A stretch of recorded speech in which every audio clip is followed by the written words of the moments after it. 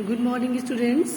हम लोग पढ़ रहे थे चैप्टर नंबर 12 कविता उद्यमी नर, जिसको लिखा है रामधारी सिंह दिनकर जी ने।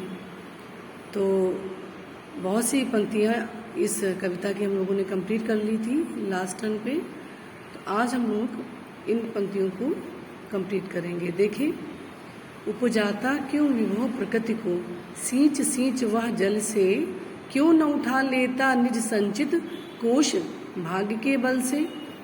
एक मनुज संचित करता है अर्थ पाप के बल से, और भोगता उसे दूसरा भाग्यवाद के छल से। देखिए, प्रस्तुत पंक्तियों में जो कवि हैं उन्होंने उद्यमी मनुष्य के बारे में ये कहा है कि जो व्यक्ति उद्यमी है वो अपनी मेहनत के बल पर, अपने परिश्रम के बल पर असंभव को भी संभव बना देता है।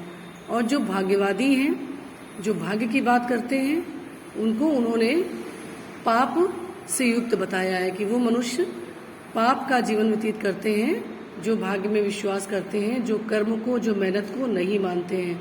क्योंकि अगर हम भाग्य की बात करें तो भाग्य बनता तो कर्म से है।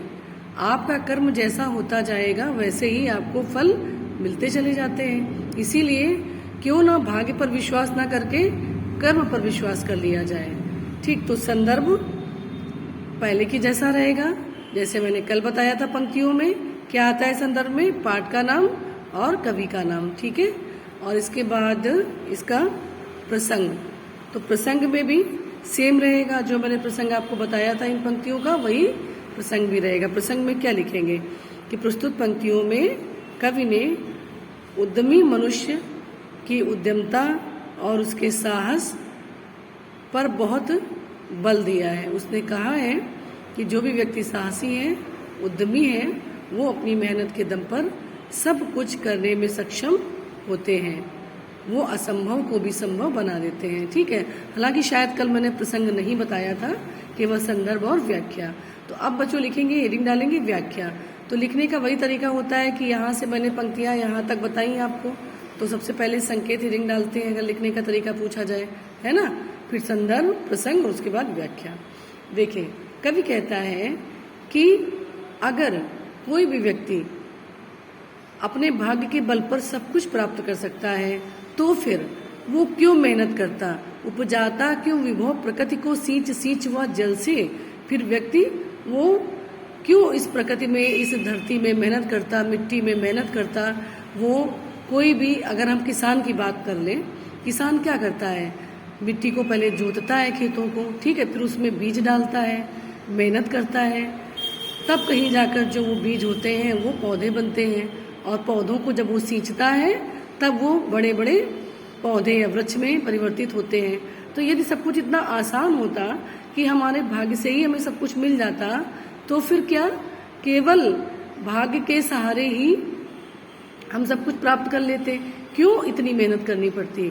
तात्पर्य यह है कि यदि जो भी वैभव ईश्वर ने, प्रकृति ने हमें दिया है, वो केवल हमारे कर्म से हमें प्राप्त होता है। जब हम अपने कर्म करते हैं, मेहनत करते हैं, तब हमें वो विभव अर्थात संपदा प्राप्त होती है जो प्रकृति से संबंधित है। कोई भी व्यक्ति अगर भाग्यवादी है, हम अगर ये माने कि कोई बड़ा भाग्यशाली है और उसको भाग्य से सब कुछ मिल गया है, तो कवि कहता है क्यों न उठा लेता निज संचित कोश भाग्य के बल से। तो क्यों नहीं वो अपने, उसके अगर भाग्य में ये संचित कर्म है, उसके संचित किया गया है कि उसको ये खजाना मिलना है, तो वो उसको मिल जाए। क्यों वो मेहनत करता है? अर्थात मेहनत से ही सब कुछ संभव है, ना कि आप केवल भाग्यवादी बनकर बैठे रहें। आगे देखिए, एक मनुष्य संचित करता है अर्थ पाप के बल से, और भोगता उसे दूसरा भाग्यवाद के छल से। अब देखिए, एक मनुष्य यानी मनुष्य जो संचित करता है, जोड़ता है अर्थ, धन। बहुत, देखिए हमारे समाज में बहुत विभिन्नताएं हैं, तरह तरह के लोग हैं, उनका विभिन्न विभिन्न प्रकार का स्वभाव भी है।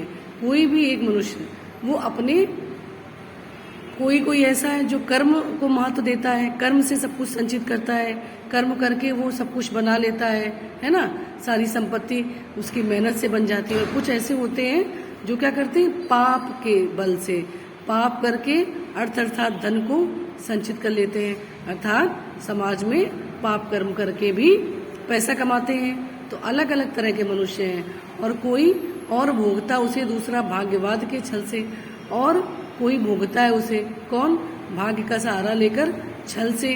कोई अब सीधी सी बात है, कोई ये मानता है कि मैं बहुत भाग्यशाली हूँ, मुझे भाग्य से सब कुछ प्राप्त हो गया है, क्योंकि उसे धन मिल जाता है। अब देखिए, अगर हम एक उदाहरण लें कि कोई भी व्यक्ति जो ऐसा है जो पाप कर्मों में उल्लिप्त है, अर्थात जो ईमानदारी से धन नहीं कमाता है, उसने खूब बेईमानी करके रिश्वत लेके धन कमाया है ना, और उसने अपनी आगे आने वाली पीढ़ी को खूब सारा धन दिया, जो कि वो धन पाप से संबंधित हुआ, ठीक। और उस पीढ़ी में यानी उनके घर में जो पैदा हुआ, तो वो यही सोचता होगा कि मुझे तो सब भाग्य से प्राप्त हो गया है, जबकि ऐसा तो है नहीं, उसने तो पाप कर्मों के द्वारा वो प्राप्त किया है।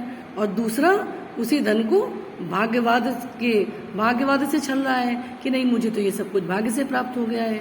तो हमें ऐसे लोगों से हमेशा दूर रहना है, क्योंकि देखिए, जो भी रास्ता शॉर्टकट होता है वो हमेशा हमें बेईमानी की तरफ ले जाता है, पाप की तरफ ले जाता है। और जो रास्ता सीधा होता है, जिसमें कि हम मेहनत करते हैं, अपने कर्म को करते हैं, फिर हम अगर कुछ प्राप्त करते हैं, तो जो हमारी पूंजी होती है, वो जो हमारा विभव होता है या वैभव होता है, वो हमेशा टिकाऊ होता है, ठीक। वो एक छलावा नहीं होता है। भाग्यवाद केवल एक छलावा है। लोग भाग्य की बातें कर करके भी धन दूसरों से लूटते हैं। ऐसा कहा जाए, कुछ तो मैं ज्योतिषियों के बारे में कह सकती हूँ, कुछ तो सही है, मेहनत करते हैं और सीखते हैं चीज़ों को, कुछ तो ऐसे ही बता देते हैं उल्टा सीधा और पैसे ले लेते हैं। तो यहाँ पर लेखक कट्टर विरोधी है उनका, जो ज्योतिष में विश्वास करते हैं, जो भाग्य में विश्वास करते हैं। तो बच्चों, ये कंप्लीट हो गया है। आइए आगे बढ़ेंगे और नेक्स्ट वीडियो में हम ये पंक्तियाँ कंप्लीट करेंगे।